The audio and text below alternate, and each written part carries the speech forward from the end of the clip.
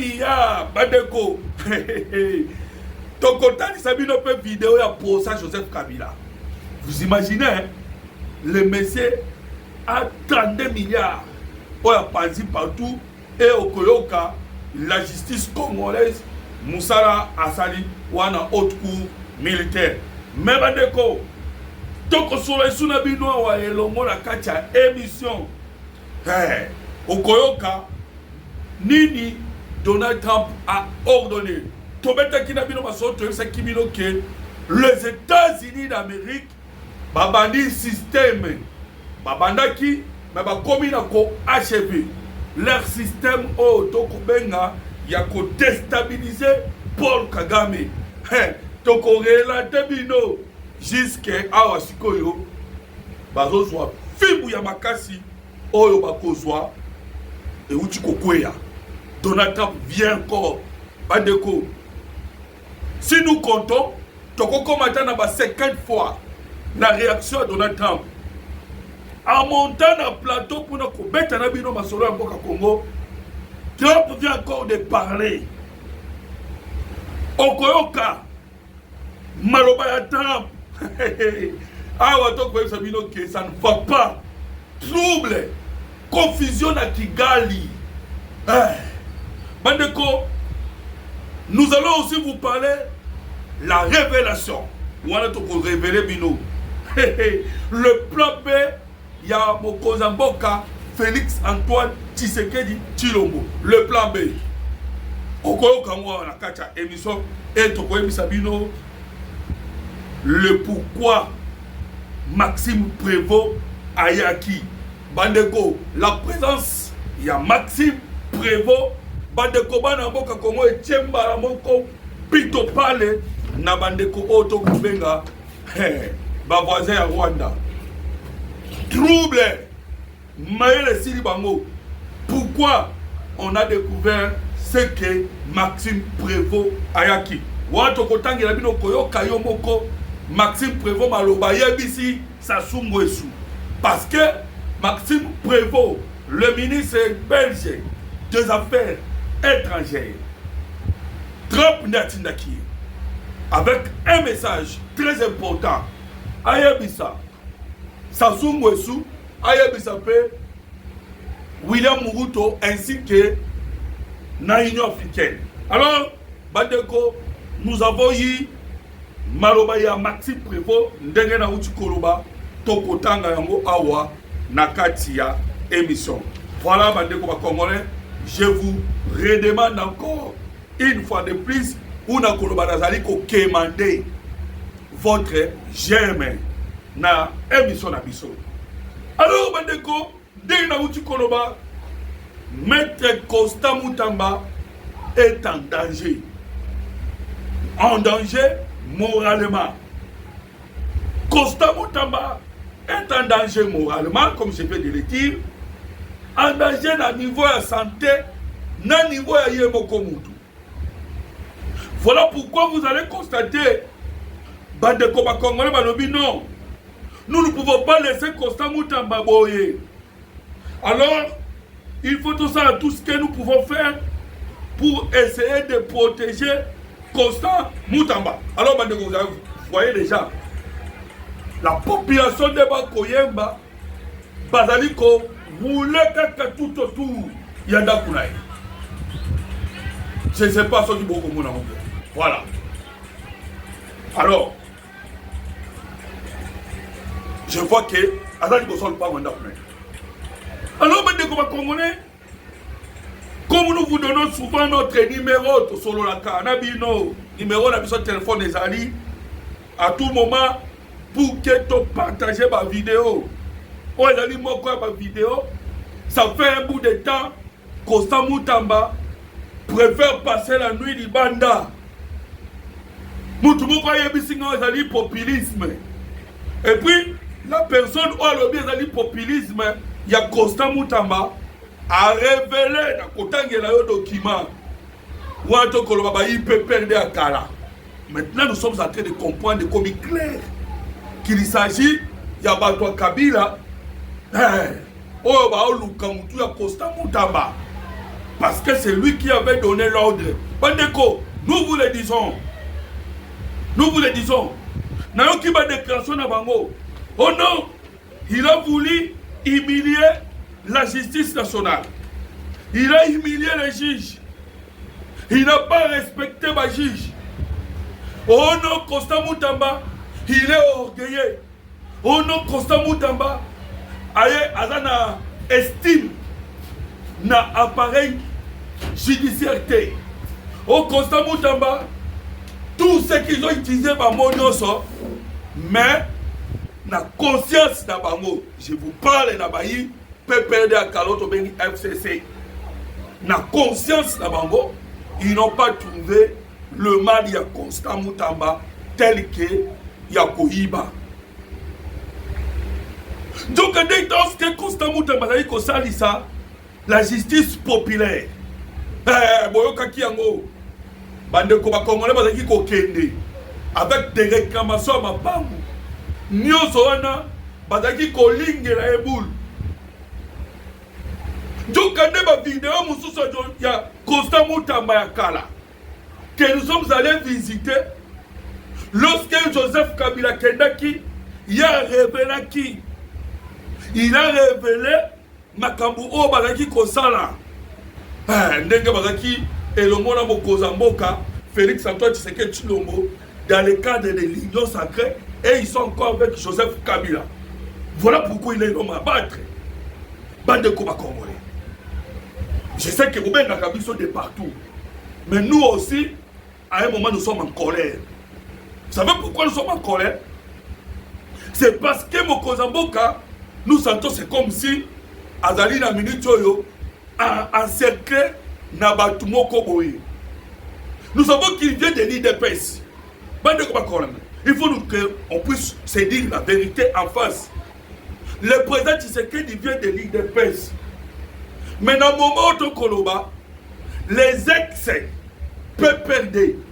qui se sont transformés, Bakomaka FCC, aujourd'hui ils sont Union sacrée. Et ce sont ceux-là. Ils sont avec Tshisekedi, mais ils sont Bazali Otokobenga, hypocrites. Même avec Tshisekedi, ils sont hypocrites. Ces gens-là, Bangonde Moutuba ko attaquer Constant Moutamba et le monde ba oyo batikalaki. Ils sont en contact na ba oyo batikalaki. C'est là qui attaque Constant Moutamba. Parce que Constant Moutamba la qui triangle na bango. Miso ba la justice, miso ba kuna na Assemblée nationale, ale miso ba wapi na administration exécutif national. Baza triangle. Moyen au Simba bango ezate. Voilà maintenant. Déjà Constant Moutamba la kolela ke ba ko bomé uta. Avant même quand kota Union sacrée. Maintenant la Union sacrée ne ba bien. Outolo batango yo kota na gouvernement. Et ce sont ces gens-là. Mais le loyo bandeko to mo na biso moko Mama Mounongo, oyo ya Katanga, oyo alukaki ke asala de sorte que bakasaye bakufa na Katanga. Ake kokutana na Frank Diongo. Maintenant nous observons Vital Kamerhe. Pourquoi? Parce que Vital Kamerhe, tamba qui n'a qu'à Constant Moutamba, Alexa Tiamomba Moko, poursuite judiciaire. Poursuite judiciaire. Mais alors nous avons des photos qui montrent clair. Et puis, vous voyez que Moïse Katumbi, Batanga qui est, et pas un expert des Nations Unies, que Moïse Katumbi est en contact avec Bayi, AFC, RV3 et surtout Koleka, Corneille Nanga. Corneille Nanga Bandekoba na Mboka Congo. Maman Wana, rapporteur adjoint de l'Assemblée nationale. Nous observons maintenant Vital Kamerhe. Qui déjà a commis un dialogue inclusif, Mais ils ont manœuvré pour la moine Mboka, Constant Moutamba. Bande Koba Congolais, Awa Siko Yondenge Toesa Kibino, ça commence à devenir de plus en plus clair. Voilà pourquoi Constant Moutamba maintenant il passe la nuit dans Balabala. Si vous voulez mettre la main sur lui, dans la population, dans la population, je vous ai montré les photos et les vidéos. Population hier, non. Bandeko, vous pouvez sentir que des victimes, bon, il faut espérer. Parce que ne peut la justice populaire, wana, au Constant Moutamba Tchaki, de sorte que va faire face na bateau ba na mbongo ebele et mbongo ngo bazupe na nzela ya moyibi na nzela ya corruption. Et cette même corruption ya ngwana lokaki la lettre oyo bimaki et pas ya amisi tango fort pour le contrôle. On vient encore d'arrêter quelques militaires officiers. Alors, Bandeko, tellement j'ai beaucoup à dire sur le dossier Constant Moutamba. Mais je vous informe que Constant Moutamba, dossier naïe, il y aura des surprises. Parce que tu sais qu'il y a toujours eu le plan B. Plan B, Zali. Dans le dossier Constant Moutamba. Il sait bien que ce sont ces gens-là qui sont en secret. Oh, en secret, bango ne mutu, balinga qui vraiment balongo la moi na mboka wana. Balongo le bacha musika pour que bazala libre. Baji na muyibi ndenge balingi. Mais bandeko ba congolais, ils auront le plan B. Parce que bino balandi na biso de partout. Je vois, vous êtes là en tout moment, vous êtes coco. Commentez en désordre. Et si vous avez de l'amour pour Constant Moutamba, continuez toujours de commenter. Pourquoi? Parce que les commentaires la popularité de Constant Moutamba est déjà claire. Et le ministre congolais, il est sécurisé par les Congolais, par la population congolaise.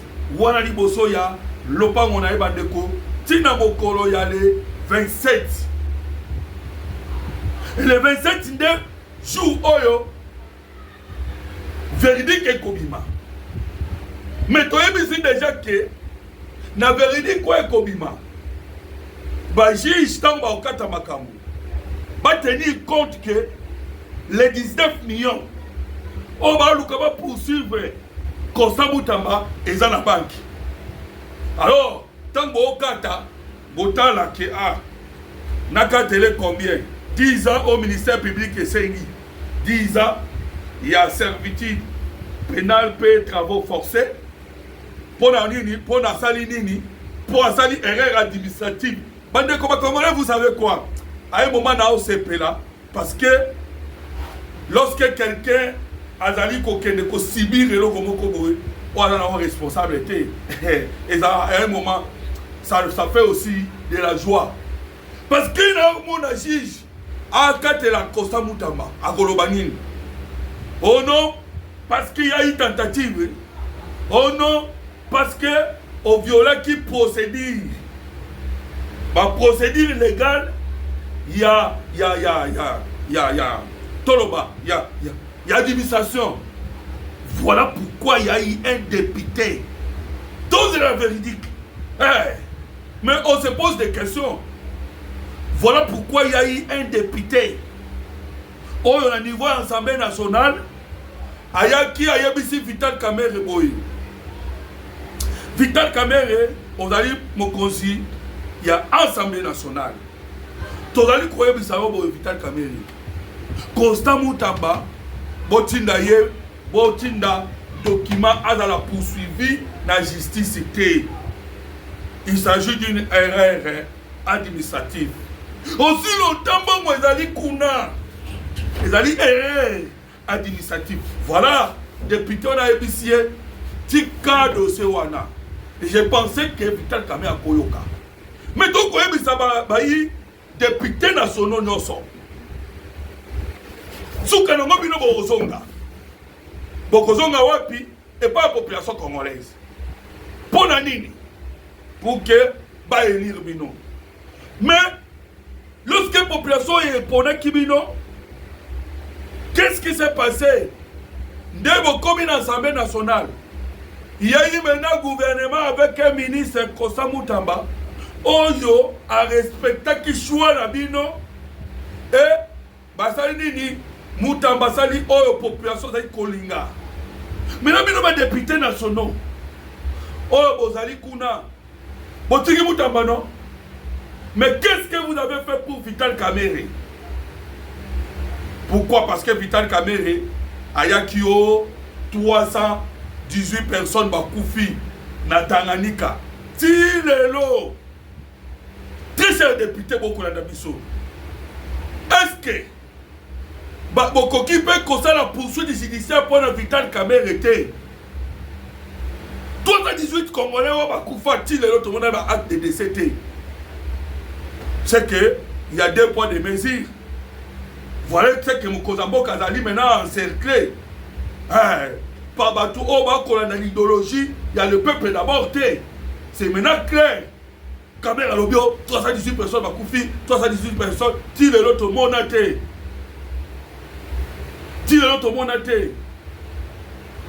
Bandeko Bakongolais, derrière en ce moment, les services secrets américains, les services de renseignement américains, Bandeko Bakongolais, Nami Kolele Kanaki, nous avons basalaki l'opération. Oto Kobenga na Kongo ya Kifangio. Babenga kamo seki na lingala opération balai. Voilà Bandeko Bakongolais. C'est ainsi que nous vous avons dit que l'opération ne s'alaki secrètement. L'opération balai. Avec les services de renseignement. Yabayi américain. Cette opération a permis tous les officiers. Il y a Joseph Kabila. Bon, qui véridique, non? Il nous a trompés comme Napoléon Bonaparte. Napoléon Bonaparte, ou à Gérard France, il n'était pas français. Des avocats de la République vont dire Ayaka s'est glissé à nommer des généraux, à nommer des officiers. Mais il a fallu les services de renseignement pour tout ça l'opération balai, opération Kifagio et Salami très très non sur bande quoi congolais. Un grand travail et Salamaki. Voilà pourquoi le loyo Joseph Kabila ainsi que Baninga Nyonso tout bakosala ezali kokweya nase. Même le plan OYA qui concerne le Congo Brazzaville, je répète, Bandeko Congolais. Plan qui concerne le Congo Brazzaville, ne commet pas le solo pour qu'il y ait un document. Parce que le ministre belge a automaître Sassou Nguesso en garde. Le ministre belge de l'affaire étrangère a automaître Sassou Nguesso en garde. Pour lui dire que Planio Sobosalaki. Déjà les États-Unis américains n'ont pas précisé Tshisekedi.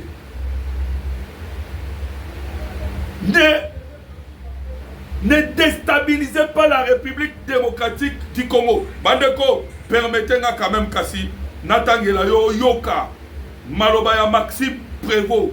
Parce que c'est il y a du sérieux. Je pense que au Congo, vidéo na ya kokota, ako kende Congo Brazzaville. Il est là. Lorsque l'on voit Kawa, à Koti Massoua, vers Congo Brazzaville. Mais il y a un cas parce que on dit, ah, tu as un fleuve Congo. Je ne sais pas si vous voyez cela. Alors, nous avons toujours que nous avons notre numéro pour vous donner des informations, des vidéos, pour que vous soyez, vous ayez des actualités à l'heure et à temps. Voilà. La première étape de ma tournée, Wana Maxime Prévost Zoloba. La première étape de ma tournée africaine de Oyo à Brazzaville en République du Congo et à Kinshasa ont été marquées par des rencontres riches, ancrées dans les relations concrètes sur le terrain. Maintenant, Yoka Siko est intéressé Bisso. Tout comme les autres pays de la région, les Congo Brazzaville doivent doit favoriser une paix durable et pour que ce conflit ne soit pas oublié. Bandeko, il y a un élément important. Namo Maxime Prévost Alobi.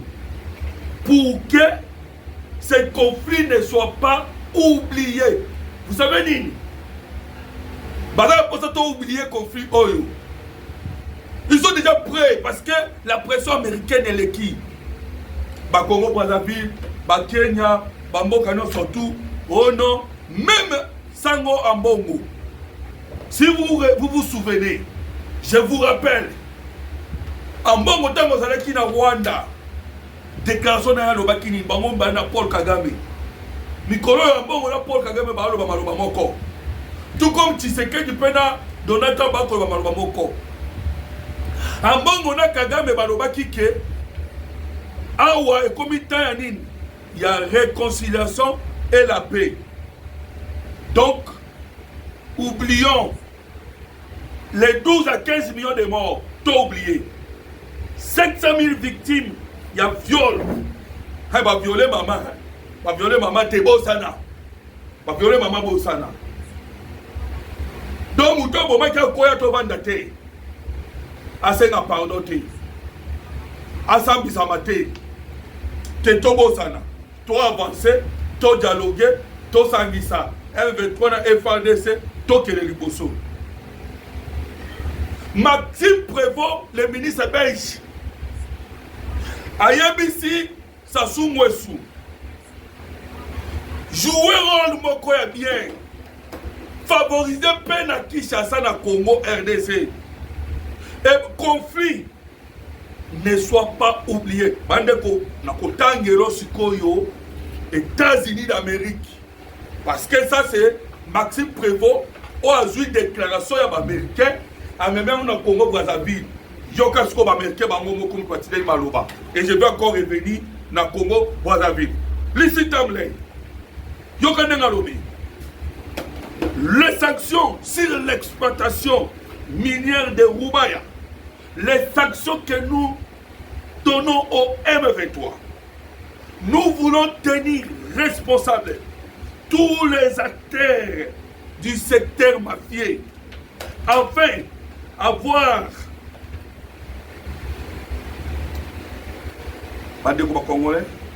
voilà.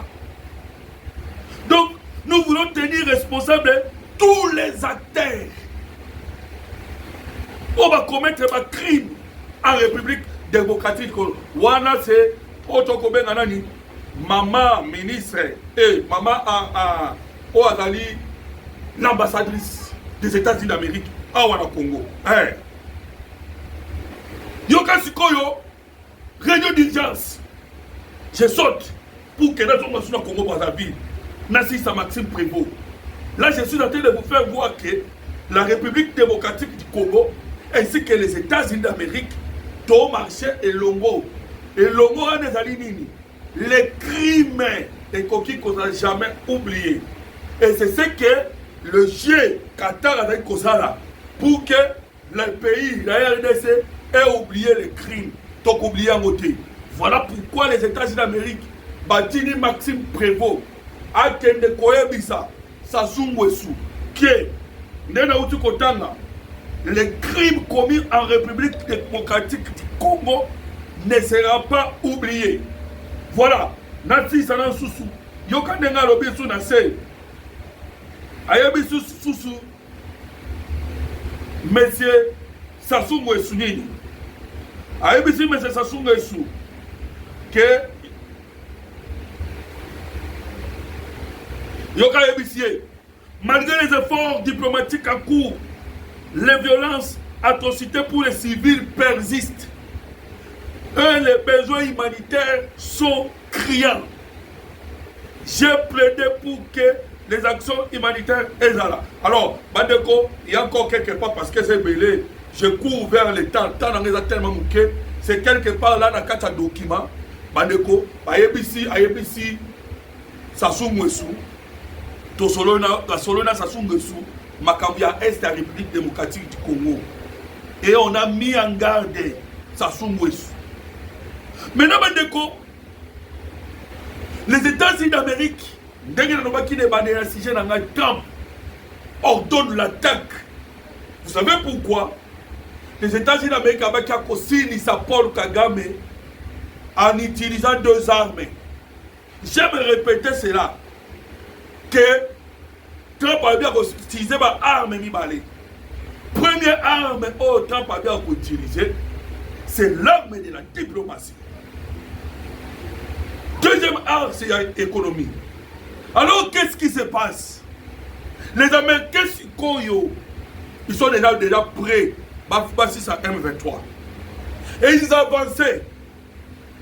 Arrivé à un moment, Moïse Katumbi, Roubewa et les autres, Basangani, Babimisi Mbongo Ebele, Okoye Bambongo Uchuapi, Awanena Utukotangela, ok, Joseph Kabila. Après les enquêtes, les renseignements, Babimisi a 32 milliards. Bon, Moïse Katumbi, combien?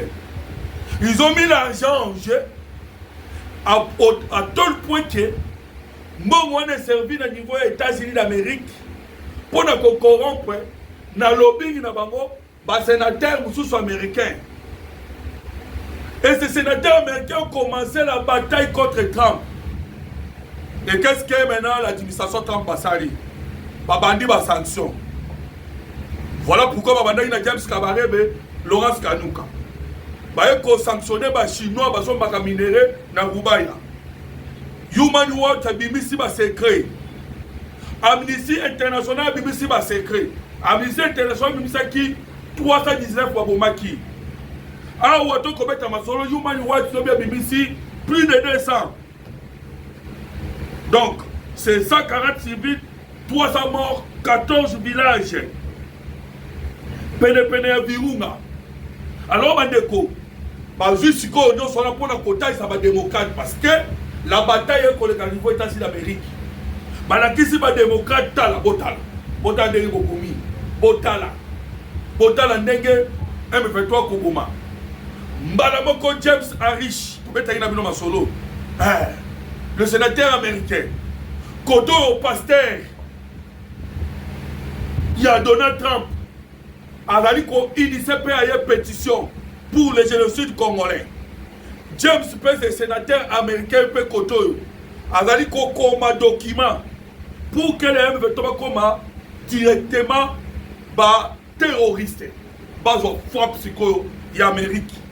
Pour que voilà ce que Emmanuel Macron, Bassassou, na Kagame bazanga ndeni na ko protéger le M23 parce que les Américains sont bien déjà groupe terroriste, c'est fini. L'intervention ils ont mené aussi leur lobby pour compliquer l'administration Trump. Voilà pourquoi Trump, après Kobimisa Biloko, il y a Human Rights, Amnesty International, un dossier directement, une réunion d'urgence. Réunion d'urgence au Conseil de sécurité de l'ONU sur la situation en République démocratique du Congo. Les États-Unis d'Amérique convoquent cette réunion d'urgence pour réaffirmer sa détermination à promouvoir la justice et assurer que ceux qui menacent la paix, la stabilité et la sécurité soient tenus pour responsables. Et vous savez qu'est-ce qui s'est passé? La colère des États-Unis d'Amérique. Parce que il y a un général de combat Baudouin, ce monsieur, déjà, a fait sanction depuis 2012. Donc, il y a des gens qui ont été Katio Moutou, Babouakio Namai. Katio Moutou, Babouakio Namai. Katio, Mouana, Mouassi, Tata, Koboma. Et c'est lui qui a exécuté les Congolais. Voilà un candidat américain. Candidat pasteur Travis Johnson. Pendant que les Congolais aiment notre émission, peut partager. Si vous pouvez aussi ajouter les commentaires, il y a soutien, il y a pasteur David Thompson Nasuka émission, je vais vous montrer les liens. Il y a pasteur Travis Johnson. Oh, Azali, le pasteur, il y a Donald Trump. Aïsaki, pétition, Azo Luka Komana, 1 million. Mais jusque-là, nous avons 100 militaires. Bon, bah, signaki. Parce que nous sommes trompés, on pensait que déjà Kokagi Menzo ne peut quitter. Voilà, je vais vous montrer les liens pour que beaucoup m'appellent encore signer pétition. Parce que moi aussi j'ai signé. Voilà maintenant les Américains, Trump a mis dossier dans le Conseil de sécurité pour clouer le Rwanda, pour clouer Macron, pour clouer EAC, SADC, Union africaine, pour clouer les mafias dans le niveau États-Unis d'Amérique. Pourquoi Trump a mis dans le Conseil de sécurité? Parce que les Congolais, ça les bloc moi je jamais vu. Pour ne bloc je vous dis que ça facilite. Bloc ça les bloc moko o esangisi Union africaine, SADC, EAC contre le Congo. Bloc les questions sur l'Europe. Sauf Sikoyo, Belgique, parce que Belgique vraiment il y a Katilien à Rwandais. Habillé vraiment à Rwanda, pas question. Alors, on va Congolais, toujours qu'il y a des psychologues. Lorsque le Conseil de sécurité est Kokota, vous allez maintenant constater que la pression américaine, après décision du Conseil de sécurité, parce que Kuna Moutaro défend des rébellions au Abomazate, vous avez déjà Trump n'a pas Bango. On va présenter devant Batunion sur Botala. Parce que Trump a un système, il y a un document, une vidéo. Après le Conseil de sécurité, vous allez voir maintenant comment on va traiter les M23. AFC. Là même les militaires rwandais vont se retrouver dans le sol congolais. Ils seront neutralisés. Même les militaires. Pas qu'on va neutraliser. Militaires rwandais. Et vous avez déjà à préparer un plan B déjà. Comme nous venons de vous le dire. L'armée congolaise déjà avait pris la décision. La décision armée congolaise déjà. Moins de mouvements à M23, cela veut dire que l'armée congolaise a pour attaquer. Ça sera pour la première fois. Bon, l'armée congolaise a bandé attaque. Parce que la Mikono se décani depuis ton banda, ton la défensive. Ça sera pour la première fois. Hein? Bandeko, beaucoup a surpris. Na frappe Paul Kagame à Kouzoua. Déjà nous avons le dessus du Corona Bango. Je vous ai montré que les renseignements à Bango sont sous-soutés. Espoir ya Kagame comme qui est pas un ani, et pas Sassou Nguesso. Mais, et pas Sassou Nguesso, Pekuna, bloqué. Bloqué. Même le Kenya aussi est bloqué. Qui n'est pas allé bloquer?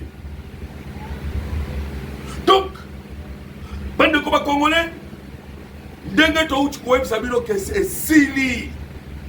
Et Sili pour la Kagame.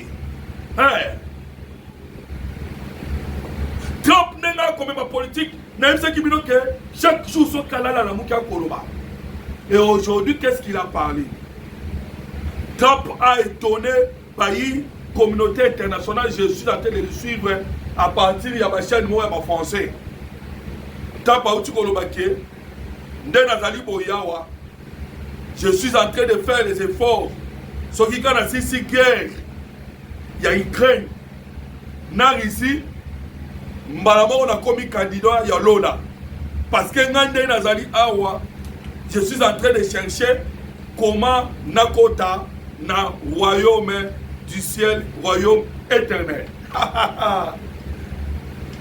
Pas européen, ma côte troublée. Qu'est-ce que Trump est en train de dire? Qu'est-ce que Trump est en train de faire? Il y a autant par le que lui maintenant, pour prix Nobel de paix, dans le royaume éternel, il y a un Zambé. Parce qu'il est déjà vieux. Voilà ce qu'il est en train de chercher. Alors vous comprenez que quand il s'agit de Kinshasa, dans Rwanda, pour notre Trump, déjà si ça guerre. Pour notre Trump, c'est tout. Il a déjà mis fin à la guerre.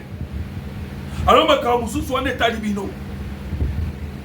Voilà ce que Trump est en train de faire. Congolais. Donc, à Oto Koloba, il s'agit de la détermination des États-Unis d'Amérique.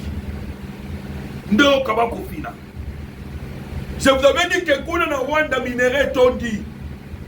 Minerai combien de place à côté qui a été. Pour Kagame a une minute, ça se sent déjà la crise. Et ça déjà dans le Rwanda. Même dans le Koloba, on a go m'appelle à Bukavu. La population va comme subir la pression. Bandeko, Mikolo Utuko le cas, les M23 va comme Komitika. N'a pas beaucoup de FADC. Nous allons électer souffrance élective. Voilà pourquoi va comme Komitika va Momoko. Bango baloba qui va gérer, banque exacte et l'autre côté. Alors, Mongo va espérer, na minerai ba koiba, minerai pe kuna, Amérique a sanctionné la Chine, a sanctionné l'Europe, a sanctionné les Américains.